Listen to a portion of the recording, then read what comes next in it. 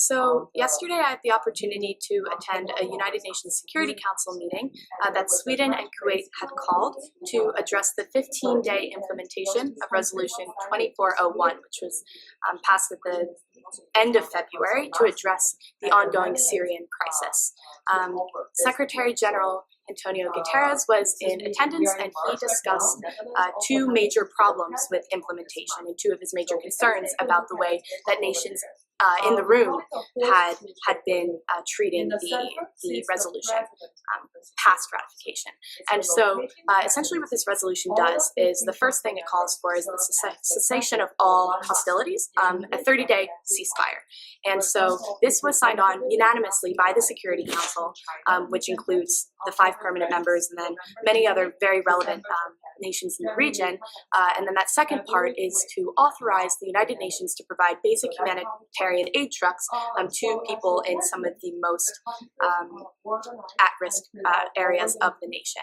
And so he was very concerned with the fact that through many attempts through the first week of March to deliver goods and aid to the people, the Syrian government reneged on its promise and commitment to allow these UN trucks through. They took medical equipment off of the trucks, like insulin, saying that it was just not authorized to be able to go through to the people, but no clear justification as to why they were keeping this from its citizens. And so Guterres called this council to address the fact that the implementation of this resolution has been so poor. There were 3 major parties in attendance, that the first one being the United States, the second being Russia, and thirdly, although it is not a current member of the Security Council due to its relevance to the topic, the Syrian Arab Republic was present at the talks. Nikki Haley was one of the first to speak, and she wasted no time in blaming the Russians for stalling negotiations, first of all, until their specific demands were met, and then failing to implement and commit to keep its promise and commitment to negotiating with the Assad regime for their compliance to these things that were put forward. Nikki Haley talked about the fact that she believed that Russia took the time to negotiate because they were trying to, like the language, such as to create a loophole where they could continue to fight, not following the ceasefire, fight terrorist organizations. She said that this is allowing them to bomb the 18 hospitals that have been bombed since the middle of February, and obviously since the calling of this ceasefire. And so the ceasefire hasn't been respected by many parties involved, and she was attacking Russia. The Russian ambassador quickly came to the defense of the Assad regime, saying that it has every right to defend its own people.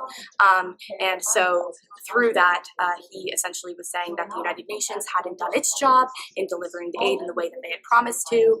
They put unauthorized medical equipment on these convoys, according to the Russian ambassador, and he also expressed his concern with Nikki Haley's comments and threats regarding the potential of the U.S. taking unilateral action should the UNSC fail to act in the future effectively. And so he went, and then finally the Syrian ambassador had the opportunity to discuss, and he took grave concern with the statements made by Nikki Haley, calling them provocative and very irresponsible. He brought up the fact that the United States has forces there that are not authorized to be in the nation, violating Syria's sovereignty. He brought up the fact that they had acted last year when they bombed the Air Force in response to the chemical weapons usage in Syria. He made a very interesting comment, something I was not aware of, which was the fact that no testing had actually been done post the U.S. bombing on that site to determine whether or not chemical weapons were ever present. And so in that case, there's no way to actually prove that the Syrian government, the Assad regime, had in fact utilized these weapons upon their own people. And so that's a very brief summary, but it was a very tense room, but those were the 3 parties involved. So for me, this was significant because it gave me a clear picture of how international conflict resolution and deliberation actually occurs in the United Nations.